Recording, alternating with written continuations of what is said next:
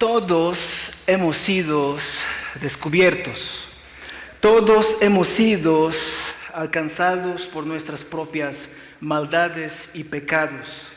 Tal vez pudimos lograr ocultarlo por un buen tiempo, pero de pronto y de manera inesperada quedamos en evidencia. Esto nos quiere decir que nuestros actos no se quedan solo ahí. Vivimos en un mundo en donde la regla básica es: todo lo que siembras, cosechas. ¿Cómo se siente? Horrible, ¿verdad?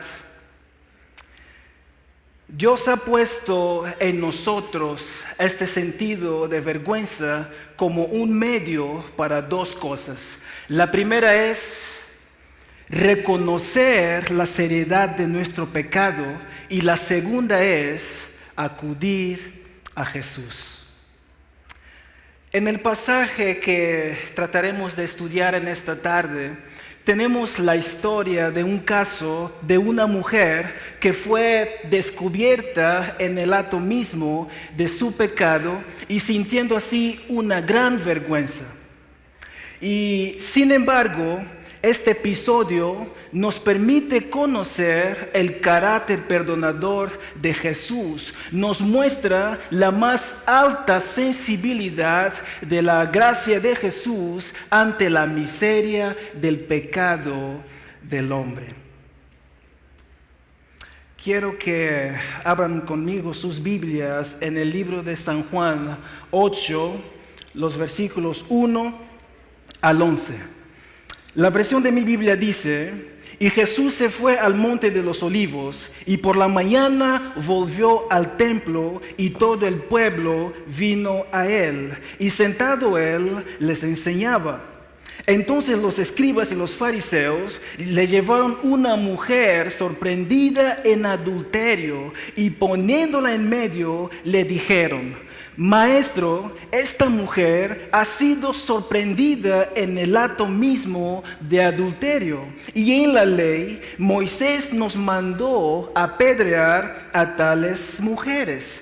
Tú pues, ¿qué cosa? ¿Qué dices? Mas esto decían tentándole para tener de qué acusarle. Pero Jesús, inclinado hacia el suelo, escribía en la tierra con el dedo.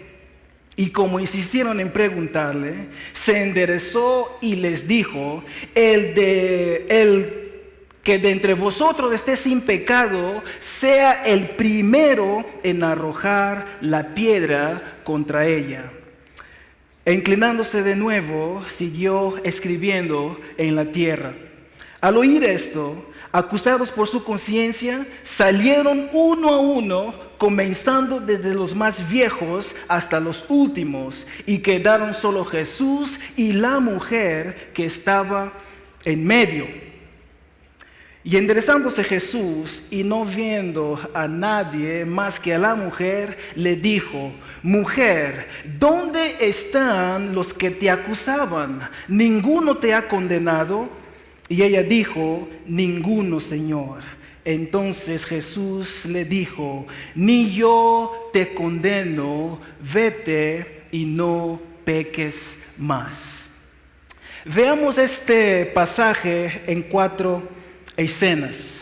La primera escena es los religiosos contra la mujer adúltera, en los versículos 1 al 4.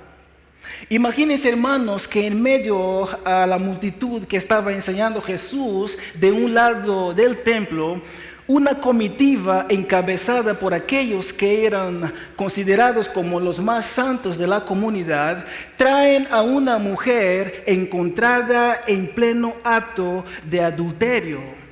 Tal vez se trataba de una mujer conocida por varios de los que estaban en esta multitud que estaba escuchando a Jesús. Piensen por unos momentos en cómo se sentía esta mujer, descubierta por aquellos que eran considerados como los más santos de la comunidad y luego el enojo al saber que iba a ser llevada forzada ante su marido y la vergüenza ante él y finalmente expuesta ante todo el pueblo y ante el mismo Jesús. Y tal vez sus hijos se enteraron también. No sé ustedes, pero se trata de una espantosa combinación de terror, miedo y enojo. Nada agradable para esta pobre mujer. Ahora traten de escuchar lo que decían estos hombres que trajeron a fuerza a esta mujer. Traten de oír su acusación, haciéndola en voz fuerte delante de todo el pueblo que estaba escuchando a Jesús enseñando de un lado del templo. La mujer no sabía dónde ocultar su cara, no sabía dónde poner su mirada de tal manera que se sintiera segura. Ahora, para cometer un adulterio se necesitan a dos personas. ¿Y dónde estaba el otro culpable? Pero ¿qué importaba en este momento? Estos maestros de la ley no estaban realmente interesados por la vida espiritual de esta mujer, ni siquiera por cumplir la ley. Como sabemos que se trataba de una trampa para Jesús, es probable que el mismo adulterio haya sido tramado perversamente y tal vez los religiosos ya sabían de esta situación y querían aprovechar el momento para poder matar a dos pájaros de un solo tiro, acusar a la mujer y a alguien más. Vayamos a la segunda escena. Los religiosos contra Jesús, en los versículos 5 y 6. Obviamente era una trampa para Jesús y el texto nos ofrece algunas pistas. La ley efectivamente decía que el adulterio se castigaba con la muerte a pedradas según Levíticos 20, versículo 10. Y sin embargo, como mencioné anteriormente, no trajeron al hombre con quien estuvo la mujer, porque eso no era un impedimento para llevar a cabo su malintencionado plan de atrapar a Jesús y ponerlo a prueba. No había sido raro que este hombre también haya sido traicionado por estos mismos maestros de la ley. Leamos de nuevo el versículo 5.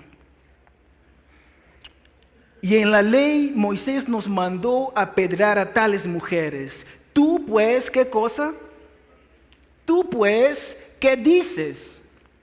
¿Acaso no sabían qué hacer?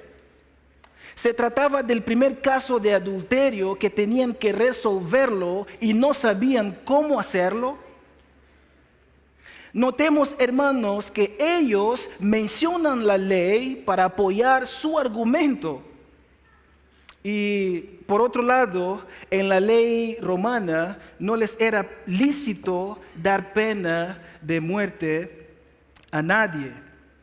Fíjense, si Jesús aconsejara a perdonar a esta mujer, podía ser acusado de estar rechazando la ley mosaica, que era la ley de Moisés.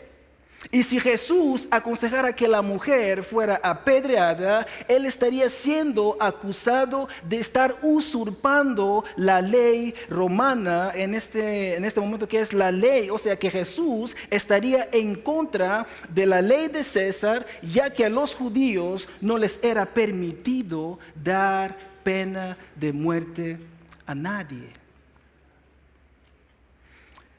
Si Jesús decidiera una de esas dos opciones, allí ellos tendrían el caso perfecto para poder atrapar a Jesús.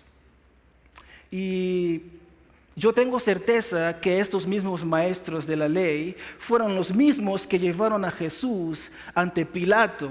¿Se acuerdan de este episodio? Vayamos a la Biblia para que podamos entender un contraste aquí.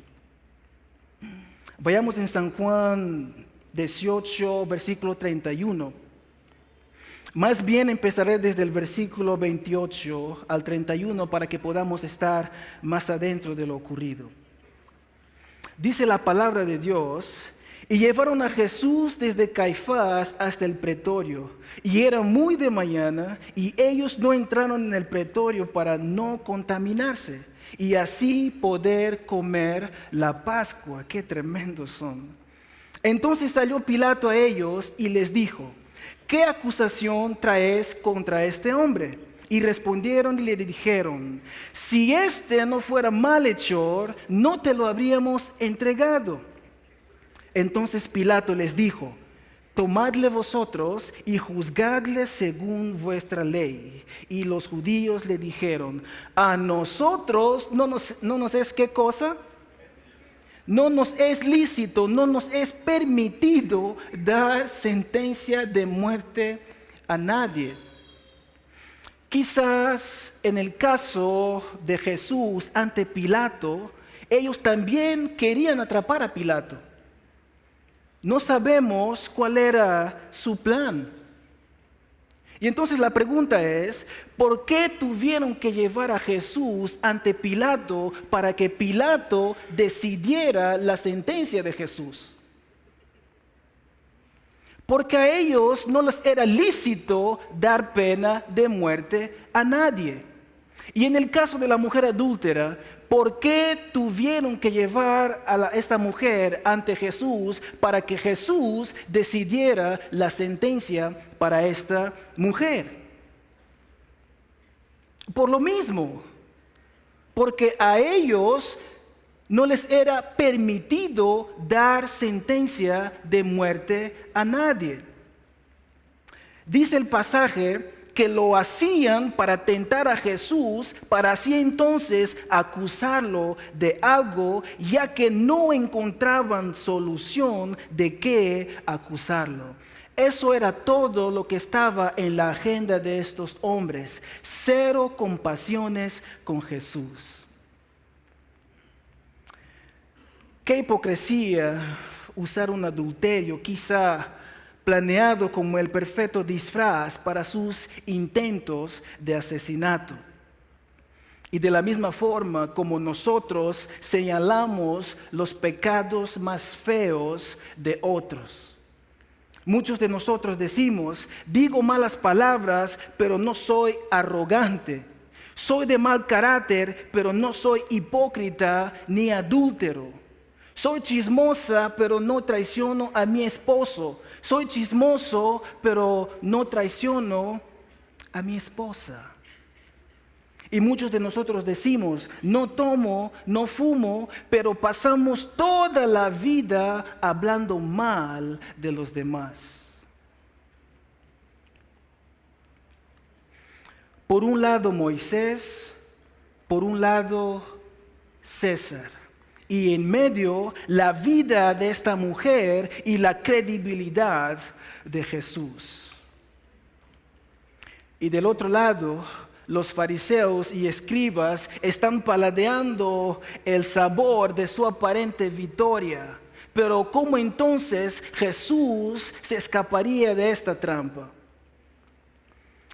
Vayamos a la tercera escena. Jesús contra los religiosos, los versículos 7 al 9 de San Juan 8. Perdónenme que voy muy rápido porque el tiempo no nos perdona. La tercera escena, Jesús contra los religiosos, 7 al 9 de San Juan 8. El pasaje nos dice en dos veces que Jesús estaba escribiendo algo en la tierra. Y es la única ocasión en los evangelios donde leemos que Jesús estaba escribiendo algo en la tierra. Y los expertos han especulado eso. Y ellos dicen que tal vez cuando Jesús se inclinó al suelo para escribir algo, tal vez Él estaba escribiendo los 10 mandamientos como diciendo: no me vengan a enseñar de ley, porque yo mismo escribí estos mandamientos con mi propio dedo. Y la segunda hipótesis que ellos encuentran es que tal vez estaba escribiendo los pecados de los hombres como diciendo, miren, aquí no solo hay un caso para ser juzgado. En este momento les presento más casos que se tienen que juzgar. Regresamos al texto. De repente y de manera inesperada, Jesús levanta la mirada ante la insistencia impaciente de los acusadores y viendo fijamente a los ojos de los hombres, les revierte toda la fuerza de su acusación contra la mujer. Y Jesús les dice, bien, ustedes tienen razón, han juzgado correctamente, pero antes de poner en práctica o antes de poner en seguimiento el castigo, se nos está olvidando considerar el carácter del que aplique el castigo. Debe estar sin pecado. Y Jesús les dice, adelante. Hermanos, en otras palabras, Jesús les estaba diciendo, ustedes no son mejores que esta mujer. Sus corazones están llenos de odio y de asesinato. Miren, el Señor no contradijo a Moisés. Él no dijo, pobre mujer, no la apedreen. Él dijo, es verdad, el adulterio es pecado y como tal debe morir. Jesús no pretendía rebajar las normas de santidad de su Padre, más bien estaba levantando esas normas. Por eso Jesús les dijo, adelante, cumplan con la ley, apedreen a esta mujer si ustedes están sin pecado. Wow, el caso quedó volteado. Los acusadores resultan acusados y quedan avergonzados. Los que incomodaron a la mujer resultan incómodos por las palabras de Jesús. Ahora los maestros de la ley quedaron descubiertos y avergonzados como la mujer. Quedaron convencidos de pecado al igual que lo estaba la mujer adúltera. ¿Y qué hicieron?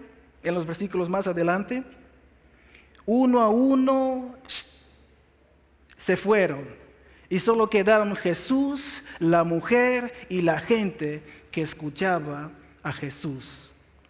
Siempre es más cómodo enfocarse en los pecados de otros que en nuestros propios pecados, ¿verdad? Siempre es más cómodo. Pero al menos hay que reconocerles algo a esos hombres. Al parecer, admitieron su pecado. Vayamos a la cuarta escena.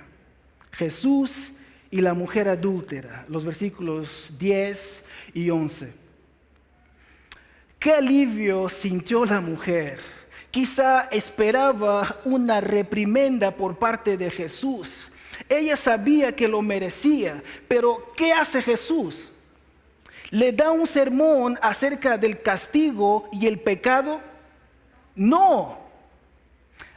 En lugar de eso, Jesús le informa que ya no había nadie acusándola. Y tal vez fue cuando la mujer pudo levantar la mirada y notar que ya no había nadie acusándola. Ni siquiera el mismo Jesús la acusa. Era evidente que era pecadora, no había necesidad de hacerlo. Jesús lo sabía muy bien. Hermanos, esta mujer no necesitaba pruebas de su pecado, sino una cosa que nadie más que Jesús le pudo haber dado: gracia y perdón. Amén. Jesús trató a esta mujer con compasión, con dignidad, con franqueza y con esperanza, a diferencia de cómo la habían tratado estos religiosos. Y ustedes me podrán preguntar, pero ¿y qué pasó con la ley? no se cumplió. Podríamos hasta pensar que el pecado de esta mujer le salió barato, sino gratis su pecado. Pero no es verdad, no es así. Por el final de la historia, alguien tuvo que morir por ese adulterio. Mis hermanos, Jesús iría a morir por ese pecado y todos los demás pecados de aquella mujer. El dador de la ley es el mismo que la ha pagado con su muerte a favor de nosotros. El mismo que hoy nos otorga el perdón gratuito es el mismo que tuvo que pagarlo con su sangre en la cruz del Calvario. La paga del pecado es muerte y Jesús lo sabía muy bien. Es por eso que la vida de esa mujer no podía continuar igual. Jesús le dijo, vete y no peques más. A partir de ahora que has sido perdonada, deberás vivir en esta condición. Debes mostrar con tus actos la obra de transformación que Dios ha hecho en tu corazón. Esa es la forma de entender todos los mandamientos de Cristo, indicativo e imperativo. No perdamos de vista las siguientes afirmaciones. El perdón de Jesús por mis pecados no está basada en la inocencia o en mi inocencia. Soy pecador. El perdón de Jesús por mis pecados no está basada en la levedad de mi pecado. Soy un gran pecador. El perdón de Jesús por mis pecados no hace a un lado la ley de Dios. Cristo vivió y murió en mi lugar. El perdón de Jesús por mis pecados prueba que su misión al mundo no fue de condenación, sino de salvación. El perdón de Jesús por mis pecados me lleva a una vida de santidad. Los religiosos tuvieron razón en dos cosas en relación con el pecado. La paga del pecado es muerte. Y esto solo viene por medio de la muerte. O los pagas tú mismo con tu propia muerte, o entonces acudir y aceptar el perdón debido a la muerte de Cristo por los pecadores. Queridos hermanos, Jesús no vino a morir por los santos. No había necesidad de hacerlo. Más bien, Jesús vino a morir por los pecadores. Cuando pecamos y nos arrepentimos, Jesús nos recibe y nos dice, el mundo te condena, pero yo no te condeno. Por eso, levántate de este pecado, vete y no peques más. Pero, abandona la vida que te hizo pecar. Y si es necesario, lleve a Dios contigo. Él es tu fuerza, Él es tu abrigo y Él estará contigo todos los días de tu vida. Simplemente debes confiarlo. Qué ejemplo de Jesús, ¿verdad, hermanos? ¿Será que nosotros en esta tarde queremos ser iguales a Jesús? ¿Será que nosotros queremos reflejar el carácter de Jesús? Quiero terminar con esto. Para los que no me conocen, yo soy de Angola y en mi país tenemos varios dialectos. Y de entre estos dialectos tenemos un dialecto que se llama Kikongo. Y en este dialecto Kikongo tenemos un proverbio que dice, Momuelentumbu insinga mugananandanga en pasi tualondi nalele. Ya se perdieron, ¿verdad? Lo voy a repetir. Momuelentumbu insinga mugananandanga en pasi tualondi nalele. La traducción es, a donde pasa la aguja, el hilo también tiene que pasar para que se pueda costurar.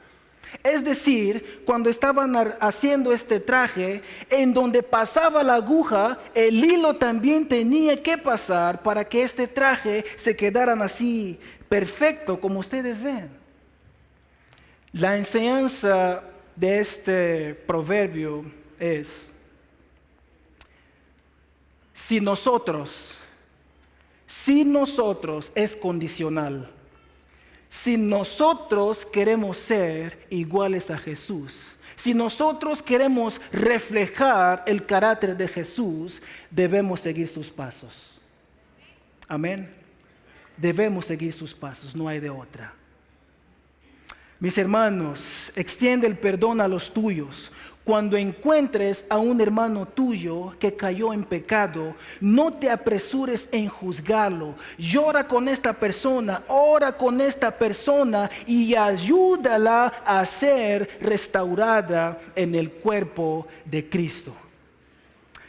Mi deseo en esta tarde es que podamos ser una iglesia unida. Es que podamos ser una iglesia enfocada en el servicio de rescatar a otros de las tinieblas y poder guiarlos en el camino de Cristo. Que el Señor bendice su palabra.